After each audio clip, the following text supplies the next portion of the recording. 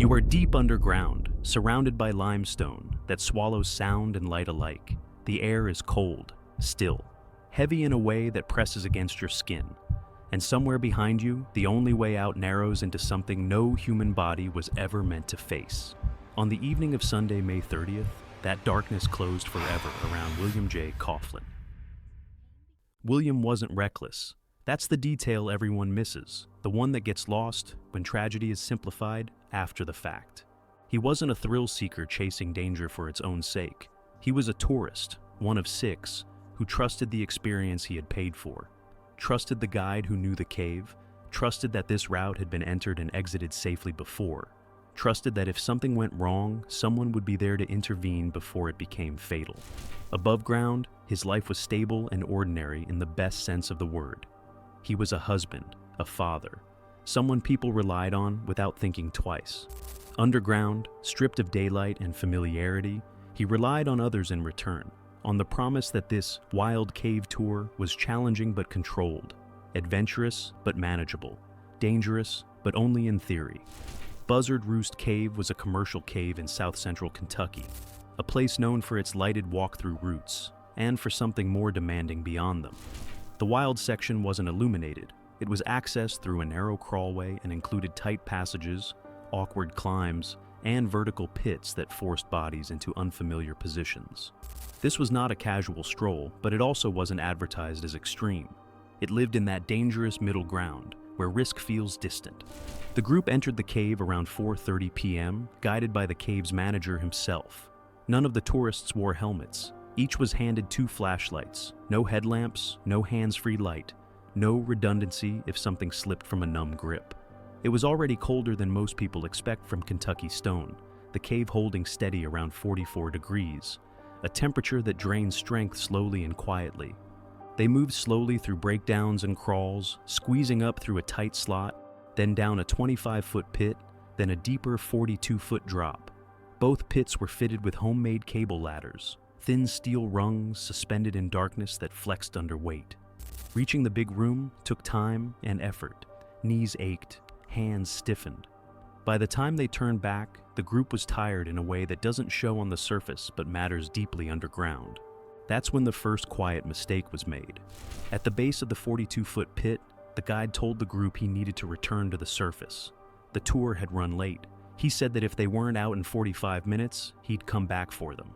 Then he climbed out and left them there, alone with the ladders, the darkness, and their own exhaustion. One by one, the group began ascending the ladder. 2 made it up without incident. Then William tried, adjusting his grip, testing the rungs before committing his weight. Halfway up, a rock outcropping narrowed the space. The ladder shifted slightly under him. There wasn't much room to maneuver. His shoulders brushed stone. He couldn't get past it. He backed down, breathing hard, arms already burning from effort.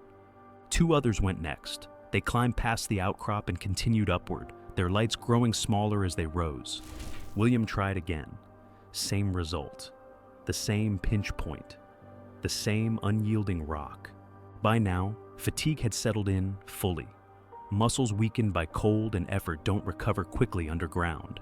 He tried a 3rd time around 7 p.m. As he reached the outcropping, his grip slipped. Not dramatically, just enough. He fell. His back struck a ledge on the way down. Then his head hit rock at the bottom of the pit. The impact split his scalp open. Blood flowed heavily in the cold darkness, shockingly bright against stone. But remarkably, he was conscious, moving, able to speak, even as pain and confusion set in. The others called up for help. Those already above were told to get out and find the guide. When they did, he returned to the pit, the situation already more serious than it should have been. William insisted he could continue. Stopping felt worse than moving. Staying felt more dangerous than climbing. With companions pushing from below and pulling from above, he was hauled up the 42-foot ladder. He was belayed this time. Then, with the same assistance, he climbed the 25-foot pit as well. Every movement took effort. His hands were cold and clumsy. His body shook, adrenaline masking how badly it had been stressed. But the exit route still wasn't finished. Ahead lay a narrow V-shaped slot, tight, sloping, and unforgiving. It angled downward, forcing the body into a head-first descent. William entered the slot the way he had been instructed. He was the largest member of the group, standing over 6 feet tall and weighing around 230 pounds, a disadvantage that now mattered. He slipped. His body slid forward until the slot constricted around his chest and hips. Gravity took over completely. He stopped moving, wedged into stone. At first, no one panicked. Tight squeezes are part of wild caving. Usually, patience solves them. But this one was different. His legs were higher than his head. Blood rushed downward. His weight pressed directly onto his diaphragm. He couldn't turn. He couldn't reverse. Every attempt made the pressure worse. It is the cruel paradox of caving. Your own life-sustaining breath becomes your enemy. As William exhaled, his chest cavity shrank, allowing his body to sink just a fraction of an inch deeper into the limestone V. But when he tried to draw the next breath, the stone walls refused to move. The cave acted like a giant, stony lung. It would let him shrink, but it would not let him grow. He was now a prisoner of his own anatomy. To move his arms, he would have needed to dislocate his shoulders. To move his legs, he would have needed to break them. He could feel the cold dampness of the rock leaching warmth from his core, a process known as stone conduction. The cave wasn't just holding him, it was steadily taking from him. One person stayed with him in the cave, speaking softly, trying to keep him calm. The others exited and called for help around 10:30 p.m., the urgency finally undeniable. Rescuers arrived and worked through the night. The cave was cold enough to steal body heat relentlessly, minute by minute. Oxygen was administered, the scalp wound was treated. Attempts were made to enlarge the passage, but the rock was unstable. Removing stone risked collapse, threatening everyone involved. William grew quieter after 1 a.m. Hypothermia set in. His body, already compromised by position and pressure, began to fail. Blood pooled, muscles weakened. Breathing became shallower and less effective. His chest simply could not expand enough to draw air. One very slim rescuer managed to squeeze past him from the in-cave side, trying to help from behind, searching for leverage where none existed. But even that wasn't enough.